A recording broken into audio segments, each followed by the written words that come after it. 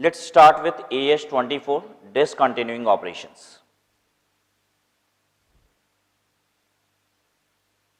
AS24, discontinuing operations. What this standard is going to tell you is reporting of discontinuing operation. Standard आपसे ये बोलता है कि आपको डिसकंटिन्यूइंग ऑपरेशन को रिपोर्ट करना होगा. ठीक है, रिपोर्ट करने का मतलब तो सबको समझ में आता है, फाइनेंशियल स्टेटमेंट में इंक्लूड करना होगा. ठीक है, what does reporting means? Reporting का मतलब हो गया include in financial statement. What is discontinuing? Discontinuing का मतलब होता है अबाउट टू क्लोज, आप बंद करने वाले हैं. आप बंद करने वाले हैं जिन ऑपरेशंस को, उसे आपको फाइनेंशियल स्टेटमेंट में रिपोर्ट करना होगा. What is operation? Operation can be your business operation, it can be your geographical area operation.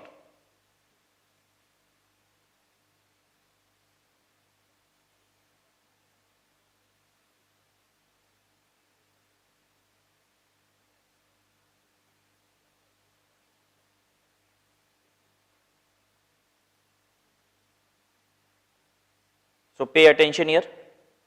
What is AS24 discontinuing operation? ये कहता है कि discontinuing operation को आपको रिपोर्ट करना होगा, मतलब शेयर होल्डर को बताना पड़ेगा आपको. ठीक है, अपने फाइनेंशियल स्टेटमेंट में किन बातों को बताना पड़ेगा? अगर आप बिजनेस ऑपरेशन को क्लोज करने वाले हैं. What is business operation? इसका मतलब होता है कोई प्रोडक्ट बंद करने वाले हैं.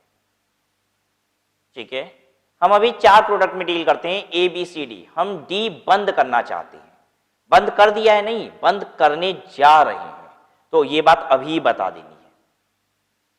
ठीक है, ज्योग्राफिकल एरिया ऑपरेशन का मतलब कोई एक लोकेशन पे हम क्या करने जा रहे हैं? बंद करने जा रहे हैं. मेरी यूनिट 4 जगह है, एक वाराणसी में है, एक दिल्ली में है, एक मुंबई में है और एक कोलकाता में है. हम कोलकाता वाली यूनिट क्या करने जा रहे हैं? बंद करने जा रहे हैं. तो ये बात आपको क्या करनी होगी? रिपोर्ट करनी होगी. ठीक है, कैसे रिपोर्ट करना होगा हम आपको ये भी बता दें. बेसिकली ये स्टैंडर्ड ये कहता है कि आपको जिस आप प्रोडक्ट को या फिर जिस ज्योग्राफिकल लोकेशन को आप बंद करने जा रहे हैं उसका पीएल अलग बना दीजिए पूरा. मतलब आप अपना पीएल कैसे बनाइए? आप बनाइए कंटिन्यूइंग ऑपरेशन का पीएल अलग. आपने शेड्यूल 3 पढ़ा होगा, बैलेंस शीट पीएल का फॉर्मेट. ठीक है, तो उसमें आपने देखा होगा कि पीएल में कंटिन्यूइंग ऑपरेशन और डिसकंटिन्यूइंग ऑपरेशन अलग अलग कर दिया जाता है. तो ये कहता है कि कंटिन्यूइंग ऑपरेशन और डिसकंटिन्यूइंग ऑपरेशन के पीएल को आप क्या कीजिए? अलग अलग कर दीजिए. इसका मतलब क्या है पता है? से फॉर एग्जांपल अभी तक हम ABCD 4 प्रोडक्ट बना रहे थे, तो बताइए मेरा जो पीएल होता था उसमें प्रॉफिट किसका दिखाई देता था? चारों प्रोडक्ट का मिला के.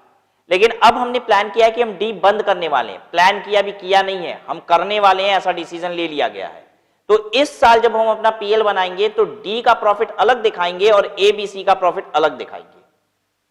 हम जब सेल लिखेंगे तो सेल में कौन सी सेल होगी? ABC की. ठीक है, फिर उसमें से खर्चे किसके घटाएंगे? ABC के, और उसकी प्रॉफिट निकाल लेंगे. फिर अलग से D का पीएल बनाएंगे और दोनों प्रॉफिट को ऐड करके दिखाएंगे. मतलब जो बिजनेस आप बंद करने वाले हैं उसका पीएल अलग होना चाहिए. पता है इससे क्या फर्क पड़ेगा? शेयर होल्डर को कंपनी के बारे में ज्यादा अच्छे से पता चलेगा. ध्यान दीजिए, अभी कंपनी कितना कमाती है? 100 लाख रुपीस. ये है कंपनी का profit. This is the profit of company. ठीक है, जब हम बाइफरगेट करके बनाते हैं, ABC को अलग करते हैं और D जो बंद करने वाले है उसको अलग करते हैं, तो पता है क्या पोजीशन पता चलती है? ABC में हम कमा रहे हैं 250 लाख और इसमें घाटा होता है 150 लाख का, और इसलिए 100 लाख रुपए का प्रॉफिट है. ठीक है, अरे तभी तो D बंद करने वाले हैं. अब अगर ये चीज हम बताएंगे तो शेयर होल्डर को रियल पिक्चर दिखाई देगी कि नहीं? दिखेगी. अब उनको समझ में आएगा D बंद होने वाला है, D की वजह से इतना लंबा चौड़ा घाटा है, यानी D बंद हो गया तो कंपनी कहां की कहां पहुंच जाएगी. आई बात समझ में? The same goes for location. See for example I am operating at 4 different location. ठीक है, 3 लोकेशन पे 250 लाख का फायदा है, 1 लोकेशन पे 150 लाख का घाटा है. ठीक है, और कुल मिला के इसलिए कंपनी की प्रॉफिट कितनी दिख रही है? 100 लाख. अगर आप ये बाइफर्गेशन बताओगे तो बताइए कम शेयर होल्डर को रियल पिक्चर दिखेगी कि नहीं दिखेगी? यही इस स्टैंडर्ड का ऑब्जेक्टिव है. वो चाहता है कि जो आप सेगमेंट अपना क्लोज करने वाले हैं उस सेगमेंट के पीएल को अलग दिखाइए, उसके फाइनेंशियल स्टेटमेंट को अलग से प्रेजेंट कीजिए. ठीक है, सो दैट शेयर होल्डर को रियल पिक्चर दिखाई दे कि जब ये खत्म हो जाएगा, जिस चीज को आप डिसकंटिन्यू करने वाले वो डिसकंटिन्यू हो जाएगा, तब कंपनी की फाइनेंशियल पोजीशन कैसी होगी. ठीक है, क्या ऐसा भी पॉसिबल है कि एबीसी कंपनी ऐसे दिखा रही है, एबीसी का प्रॉफिट 90 लाख और डी का प्रॉफिट 10 लाख और ये कुल मिला के है 100 लाख और हम डी को डिसकंटिन्यू करने वाले हैं? क्या ऐसा भी पॉसिबल है? बिल्कुल पॉसिबल है. पता है ये कंपनी डी को क्यों डिसकंटिन्यू कर रही है? क्योंकि ये 10 लाख रुपए कमा के देता है, जिसकी वजह से हम ए बी सी में पता है कितना और नहीं कमा पाते हैं, तकरीबन 80 लाख रुपया. अगर हम डी को डिसकंटिन्यू करके उतना ही समय में ए बी सी बना के बेचें तो पता है 80 लाख से प्रॉफिट बढ़ सकता है. इसलिए कंपनी डी को डिसकंटिन्यू करने जा रही है. समझ में आ रही है बात सबको? तो डिसकंटिन्यूएंस ऐसा नहीं है कि हमेशा लॉसेस वाले केस में ही होता है. कभी कभी प्रॉफिट हो रहा है तो भी हम डिसकंटिन्यू कर रहे हैं, क्योंकि वो जो प्रॉफिट हो रहा है उससे कई ज्यादा हम क्या कर रहे हैं, दूसरे कामों में ध्यान न देने की वजह से नुकसान उठा रहे हैं. ठीक है, डी बना के 10 लाख रुपया कमा तो ले रहे हैं, लेकिन डी बनाने की वजह से ए बी सी में जो ग्रोथ पोटेंशियल था वो हम गवा रहे हैं. पता है एबीसी में ग्रोथ पोटेंशियल कितना था? 80 लाख रुपए और कमाने का पोटेंशियल था, जो डी के 10 लाख रुपए की वजह से खत्म हो जा रहा है. And therefore I am going to discontinue it. ठीक है, तो डिसकंटिन्यूइंग का मतलब ये नहीं होता कि you have close down. Discontinue का मतलब होता है you are about to close, you have taken decision for closing certain product और you have taken decision for closing certain location of your company.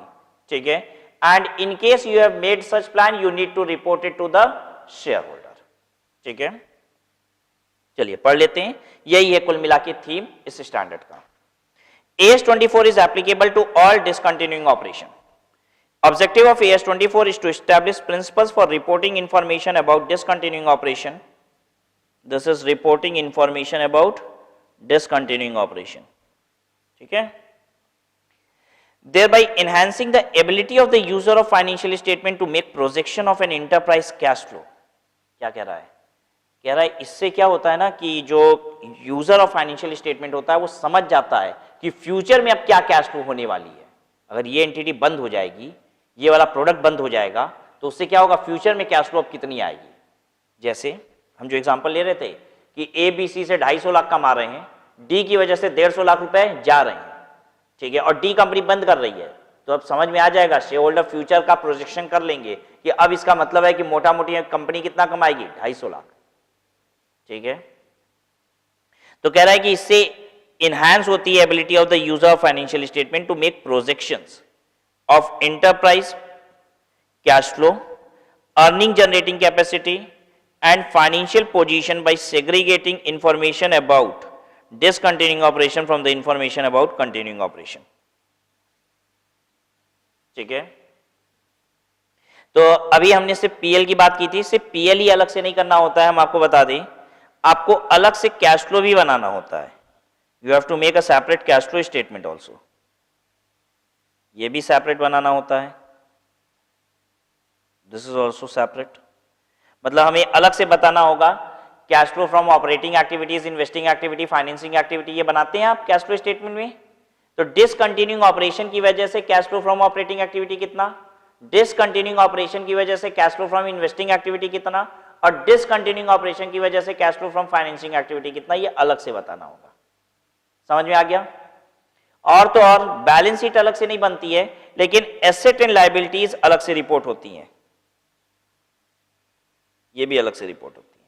तो पीएल पूरा अलग से बनता है, कैश फ्लो पूरा अलग से बनता है, और एसेट एंड लायबिलिटीज कुछ चीजें होती है जो हमें अलग से सेपरेटली रिपोर्ट करनी होती हैं. We won't call a balance sheet as because balance sheet तो टैली होनी चाहिए ना, that won't tally at all. ठीक है, बैलेंस शीट तो कंपनी की टैली होगी. ठीक है, ऐसा नहीं हो सकता कि कुछ एसेट और लाइबिलिटीज हम डी के लिए निकालें अलग और वो मैच हो जाए, ठीक है। therefore we do not call it as balance sheet, we call it as reporting of certain asset and liabilities which are related to discontinuing operation, ठीक है। तो समझ में आ गया क्या क्या रिपोर्ट करना होता है। discontinuing operation, a discontinuing operation is a component of an enterprise that the enterprise pursuant to a single plan is disposing of substantially in its entirety. Discontinuing operation क्या है? कह रहा है हम लोग डिस्पोज ऑफ करने वाले हैं किसी एक यूनिट को या एक प्रोडक्ट को एक बार में, इंटायरिटी, ठीक है। Such as by selling the component in a single transaction और बाय डीमर्जर, डीमर्जर करके अलग कर देंगे, और spin off ownership of the component to the enterprise share holder. Spin off ownership का मतलब ओनरशिप किसी और के हाथ में पकड़ा देना, ठीक है। तो एक हो गया डिसकंटिन्यूइंग ऑपरेशन का मतलब, कह रहा है कि आप सब्सटेंशियली डिस्पोज करेंगे एक बार में, ठीक है। दूसरा डिस्पोजिंग ऑफ पीस मिल, आप एक बार में डी प्रोडक्ट को बंद नहीं कर रहे हैं। पता है डी प्रोडक्ट बनाने वाली 4 मशीनें, अभी आपने प्लान किया है कि इस क्वार्टर में एक मशीन बेचेंगे, तो उसके बाद वाले क्वार्टर में अगली मशीन, फिर उसके बाद में अगली मशीन, उसके बाद में अगली मशीन, और जब तक चारों मशीन बिक जाएगी फिर डिसकंटिन्यू हो जाएगा, ठीक है। तो क्या है अभी भी हमको अलग अलग करना पड़ेगा, रिपोर्ट अलग अलग बनानी होगी? हाँ, कह रहा है पीसमिल डिसकंटिन्यू करने वाले हो या फिर एक बार में करोगे। अगर प्लान बना है कि हम डिसकंटिन्यू करने वाले हैं तो you have to report it, ठीक है। Terminating through abandonment, what is terminating through abandonment? Abandonment का मतलब होता है बेसिकली नेग्लेक्ट कर देना। जब हम ऐसे करते हैं बस हटेगा, ठीक है। अगर इस तरीके का भी प्लान है कि बस हटेगा, मतलब कैसे हटेगा इस वो सोच लेंगे, बट ये हटाना है, this we have to remove it. तो ये भी कह रहा है कि डिसकंटिन्यूइंग ऑपरेशन है। That represents a major line of business. अब ये डिसकंटिन्यूइंग ऑपरेशन क्या हो सकता है? ये एक मेजर लाइन ऑफ बिजनेस हो सकता है, मतलब एक प्रोडक्ट हो सकता है आपका। मेजर लाइन ऑफ बिजनेस किसको कहते हैं? जिन चीजों में हम डील करते हैं उसको लाइन ऑफ बिजनेस कहा जाता है, ठीक है। जैसे मेरे केस में आप पूछेंगे sir what is your line of business, तो ऐसे एजुकेशन, ठीक है।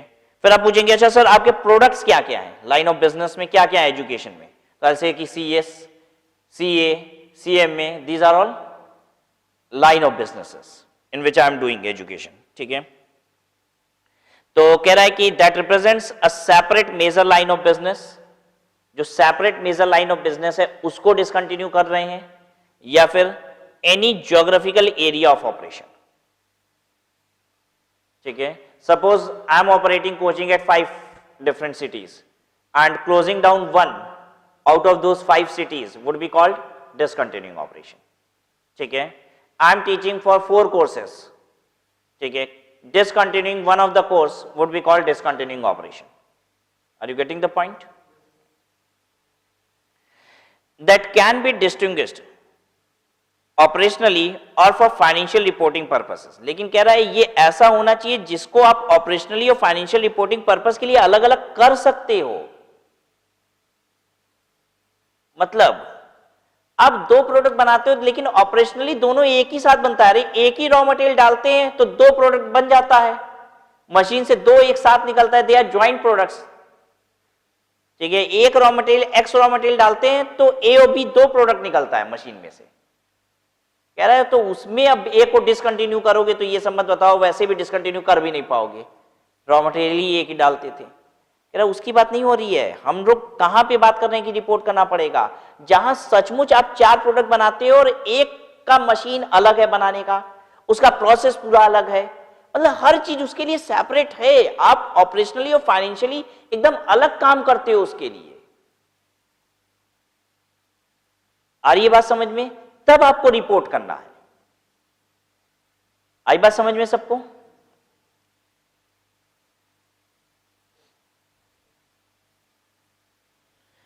एग्जाम्पल से समझिएगा। Say for example I am taking classes for CA as well as CMA, ठीक है, out of which 50% classes are common, ठीक है। Now I am planning to discontinue any of the course in it. ठीक है, तो क्या हमें उसे सेपरेटली रिपोर्ट करना होगा? नहीं, उसकी आधे से ज्यादा क्लासेस तो कॉमन होती हैं, उसका ऑपरेशन फाइनेंशियल अलग अलग हम कर ही नहीं सकते, ऑपरेशन एक साथ होता है। ठीक है, मोर देन 50% क्या है, क्लासेस कॉमन है दोनों में। ठीक है, तो ध्यान दीजिएगा, डिसकंटिन्यूइंग ऑपरेशन को रिपोर्ट करना है जब उस ऑपरेशन का ऑपरेशनल एक्टिविटी, फाइनेंशियल एक्टिविटी सब अलग होती है, तो अब आप उसको रिपोर्ट कीजिए। नहीं तो आप कर ही कैसे पाएंगे? आप कर ही नहीं पाएंगे। आप अलग से पीएल बना पाएंगे? नहीं, जब वो लिंक्ड है आपके दूसरी चीजों के साथ तो आप नहीं कर पाएंगे अलग उसे। Initial disclosure event. With respect to a discontinuing operation, the initial disclosure event is the occurrence of one of the following which occurs earlier. कब आपको रिपोर्ट करना होगा? कब? A point. The enterprise has entered into a binding sale agreement for substantially all of the asset attributable to discontinuing operation. आपने binding sale agreement कर लिया asset बेचने का। ठीक है, अगर ऐसा हुआ है रिपोर्ट कर दीजिए। या फिर B, the enterprise board of directors similar governing body has both approved a detailed formal plan for discontinuance. Company के बोर्ड ऑफ डायरेक्टर ने प्लान बना लिया है डिसकंटिन्यूएंस का और उस प्लान की अनाउंसमेंट कर दी गई है, मतलब कंपनी के इंटरनली जो इंप्लॉइज वगैरह उनके बीच में ये बात आ चुकी है। whichever is earlier, मतलब डायरेक्टर्स ने प्लान किया कि हमें क्या करना है, बंद कर देना है। ठीक है, या फिर एसेट का सौदा होना शुरू हो गया। ठीक है, ध्यान दीजिएगा, अभी डायरेक्टर्स ने किसी को यह बात बताई नहीं है कि हम बंद करने वाले हैं। ऐसा पॉसिबल है कि कंपनी के डायरेक्टर्स अभी किसी को यह बात का डिस्क्लोजर नहीं दिए कि ये कंपनी इस प्रोडक्ट को बंद करने वाली है और धीरे से उसके एसेट का सौदा करना शुरू कर दिए बेचने का? बिल्कुल पॉसिबल है। कंपनी को अभी मन नहीं है, डायरेक्टर्स ने कुछ प्लान किया हुआ है कि ये बात हम अभी मार्केट में डिस्क्लोज नहीं चाहते हैं, हम अपने इंप्लॉयज तक को ये बात नहीं बताएंगे। पॉसिबल है। ठीक है, तो अगर सौदा होना शुरू हो गया, सेल एग्रीमेंट बाइंडिंग बन गया है, तो भी क्या कीजिए, आप इमीडिएटली फाइनेंशियल रिपोर्टिंग कीजिए, अलग से डिसकंटिन्यूइंग ऑपरेशन का बनाइए पीएल। ठीक है, और या फिर डिस्क्लोजर हो गया, डिसकंटिन्यूएंस होने वाला है, इसका डिस्क्लोजर हो गया, भले ही आप अभी एसेट वगैरह बेचे नहीं हो, ना तो एसेट वगैरह का भी सौदा किए हो। ये डिटेल्ड फॉर्मल प्लान ऊपर बात कर रहे थे, क्या होता है ये डिटेल्ड फॉर्मल प्लान? यहां पे दिया हुआ है कि बोर्ड ऑफ डायरेक्टर ने डिटेल फॉर्मल प्लान बना लिया हो और उसकी क्या कर दी हो, डिस्क्लोजर। तो what is this detail formal plan? Identification of major asset to be disposed of, asset जिसको डिस्पोज ऑफ करना है उसकी आइडेंटिफिकेशन, एक लिस्ट बन जाती है, ये एसेट बेचना है। दूसरा, एक्सपेक्टेड मेथड ऑफ डिस्पोजल, किसको कैसे बेचेंगे। ऐसा भी हो सकता है कि कुछ मशीन हो जिनको कंपनी ने प्लान किया हो एज ए स्क्रैप बेचेंगे, कुछ मशीन के रिस्पेक्ट में कंपनी ने प्लान किया कि हम लोग ऑक्शन करवाएंगे। ठीक है, तो तरह तरह की बात हो सकती है। कुछ मशीन के रिस्पेक्ट में कंपनी ने प्लान किया है कि हम सप्लायर को ही, जिससे हम खरीदे थे उसी को हम दे देंगे, वो भी 50% में बाईबैक कर लेता है। ठीक है, तो क्या क्या प्लान है, किसको कैसे निकाला जाएगा। The period expected to be required for completion of disposal, कितने समय में डिस्पोजल कंप्लीट हो जाएगा। Principal location affected, the period expected to be required for completion of disposal, disposal कब तक कंप्लीट हो जाएगा। प्रिंसिपल लोकेशन अफेक्टेड, कौन सा लोकेशन मेरा इससे अफेक्टेड होगा। Location function and approximate number of employees who will be compensated for terminating their services. भाई अगर हम डी प्रोडक्ट बनाना नहीं चाहते हैं या नहीं बनाएंगे तो उसमें जो लेबर मेरी इन्वॉल्व है वो भी तो हम हटाएंगे। ठीक है, जब हम लेबर हटाते हैं तो आपको पता ही है हम लोग क्या करते हैं, उनको कंपनसेशन पे करते हैं। ठीक है, what is that, retrenchment compensation या फिर वॉलंटरी रिटायरमेंट कंपनसेशन, वो सब पे करेंगे। तो उसका भी प्लान में सब लिखा होता है, ऐसे ही डिसकंटिन्यू नहीं हो जाएगा, बहुत सारी चीजें कंपनी को सोचनी पड़ती है। तो कह रहा है ये भी उसमें लिखा हो। The estimated proceed of salvage to be realised by disposal, disposal से कितना पैसा आ जाएगा। ठीक है, इसी को कहा जाता है डिटेल प्लान। तो समझ में आया क्या होता है डिटेल प्लान ऑफ डिसकंटिन्यूएंस। कौन सी एसेट बेचेंगे, कितने में बेचेंगे, कैसे बेचेंगे, जब बेच देंगे तो एम्प्लॉइज वगैरह को कैसे हम कंपनसेट करके निकालेंगे, कितना पैसा आ जाएगा, ये सारी बातें।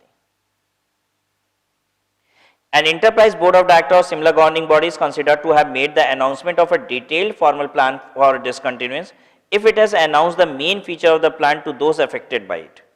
अब दूसरी बात हम लोग ने दो बातें पढ़ी थी, एक डिटेल प्लान बनाना और दूसरा अनाउंस करना। ठीक है, तो अब अनाउंस करने का मतलब क्या होता है, किसको बताना, किसको बता देंगे तो अनाउंस हो गया। एक डायरेक्टर दूसरे डायरेक्टर के कान में बोल दिया, बंद किया जाएगा, ये अनाउंस हो गया। किसको बताएं, देखिए दोस अफेक्टेड बाय इट, जिनके ऊपर इससे प्रभाव पड़ेगा, जैसे कि लेंडर को बताया, स्टॉक एक्सचेंज में हमने बता दिया, ट्रेड पेबल्स अपने क्रेडिटर्स को बता दिया, ट्रेड यूनियन वालों को बता दिया, ठीक है, तो इसको कहा जाता है अनाउंस। ये सब किसी को भी बताया तो इसे अनाउंसमेंट ही कहा जाएगा, ठीक है। In a sufficiently specific manner so as to make enterprise demonstrably committed to the discontinuous. लेकिन बस ऐसे ही नहीं कि हवा में धीरे से बोल दिया था किसी दिन, ठीक है, कोई भी होश में नहीं था उसी समय बता दिया था, ऐसे नहीं। सफिशिएंटली स्पेसिफिक मैनर, इसका मतलब क्या है, प्रॉपर तरीके से डिस्क्लोजर, मतलब कि such disclosure must have been taken seriously by the other party. जब आपने डिस्क्लोज किया तो वो सामने वाले ने सीरियसली कंसिडर किया, तो उसे कहा जाता है सफिशिएंटली स्पेसिफिक मैनर। मतलब आप जब कहना चाहते हैं जो चीज, अगर सामने वाला उसको उस तरीके से ले ही नहीं रहा है तो आपका कहना स्पेसिफिक मैनर नहीं है, ठीक है। जैसे होता है ना कि कभी कभी हम कोई बात कह दिए लेकिन सामने वाला उसको मजाक में ले रहा है। आई एम सेइंग कि I am going to close down my Chennai unit, दूसरा वाला कह रहा है अच्छा अच्छा ठीक है, वो सीरियस ही नहीं ले रहा है मेरी बात को, तो कह रहा है कि इसे इंटीमेशन नहीं कहा जाएगा, इसे डिस्क्लोजर नहीं कहा जाएगा, ठीक है, इसे अनाउंसमेंट नहीं कही जाएगी। अनाउंसमेंट वो होगी जब सामने वाला उसको ले रहा है, उस बात को सीरियसली कंसिडर कर रहा है। Now coming to presentation and disclosure, what you will have to do, ठीक है, जिसमें हमने आपको बता ही दिया बेसिकली क्या करना होता है। हमें पीएल अलग कर देना होता है, अपने एसेट एंड लायबिलिटीज को डिसकंटिन्यूइंग ऑपरेशन के अलग से नोट्स टू अकाउंट में डिस्क्लोज करना होता है। देन कैश फ्लो हमें बताना पड़ता है अलग अलग। हाँ, an enterprise should include the following information relating to discontinuing operation in its financial statement, beginning with the financial statement for the period in which initial disclosure events occur, ठीक है।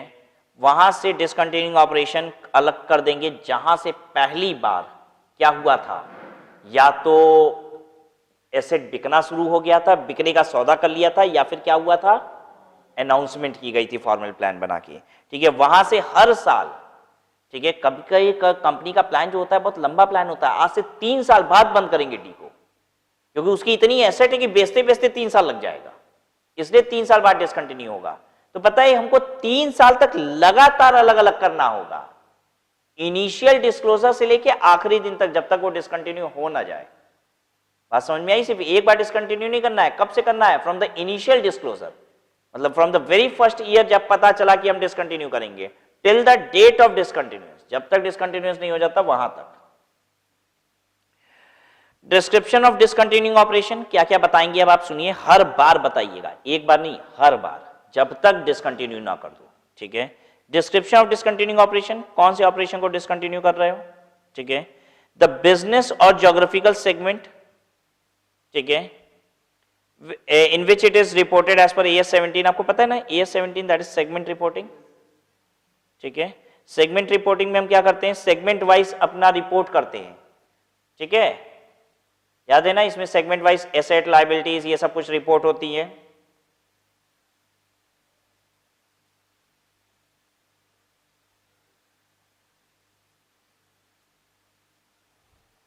तो बिजनेस और ज्योग्राफिकल सेगमेंट हम segment reporting से भी उठा के बताएंगे, कहेंगे सेगमेंट रिपोर्टिंग में ये जो हम सेगमेंट रिपोर्ट किए हैं बिजनेस का या ज्योग्राफिकल सेगमेंट, यही वाला डिसकंटिन्यू कर रहे हैं, उसको भी हाईलाइट कीजिएगा।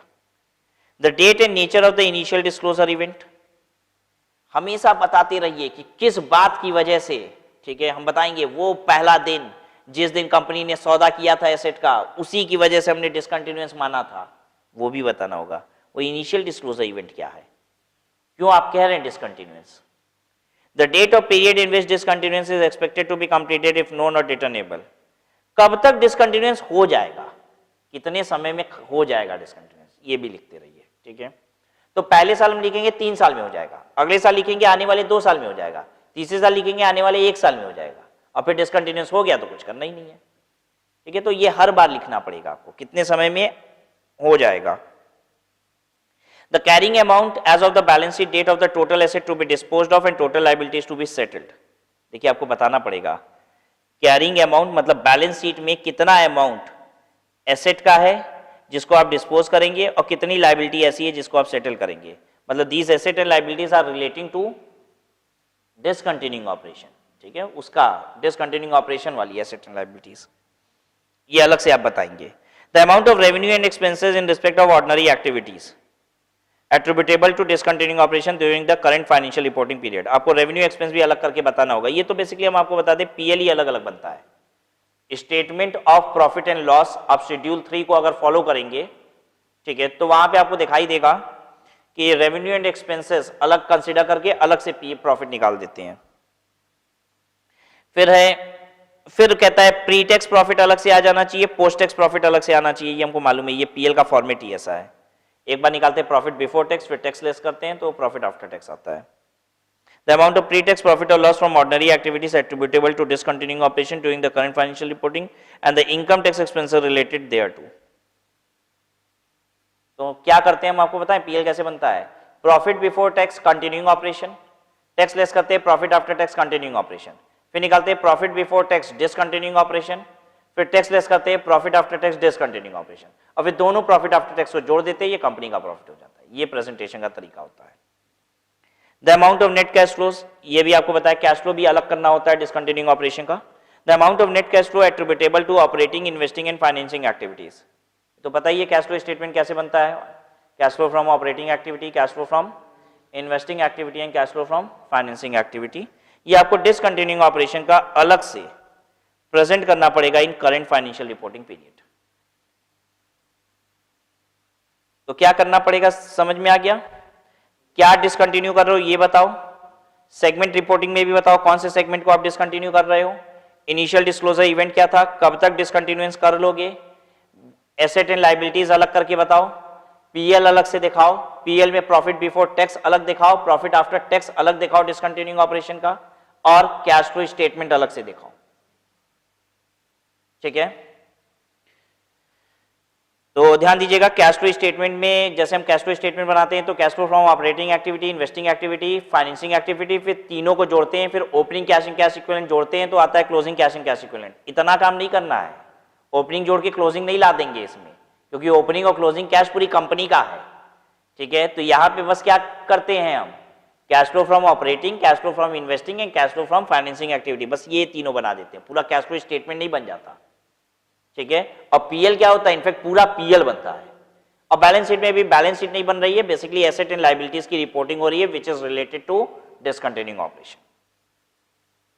ठीक है, और प्योर थ्योरेटिकल स्टैंडर्ड है, किसी भी पॉइंट पे एक छोटा मोटा क्वेश्चन क्रिएट किया जा सकता है, जो आपने थ्योरेटिकली पढ़ा वही बातें आपको लिखनी पड़ेगी।